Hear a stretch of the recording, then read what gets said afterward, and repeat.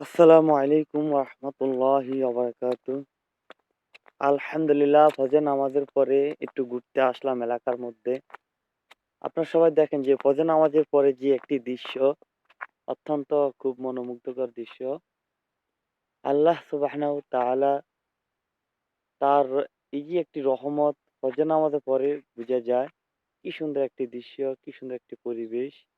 মাশাআল্লাহ অত্যন্ত চমৎকার।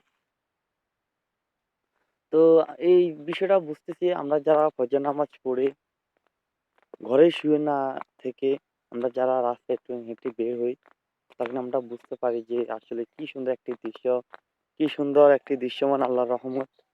মাশাআল্লাহ। তো সবাই আমার জন্য দোয়া করবেন, আমি আপনাদের সবার জন্য দোয়া করব ইনশাআল্লাহ।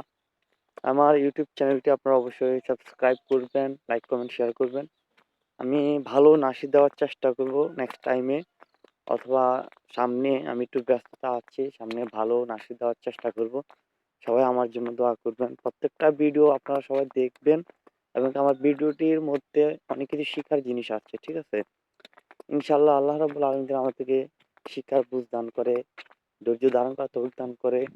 আমিন। আসসালামু আলাইকুম ওয়া রাহমাতুল্লাহ।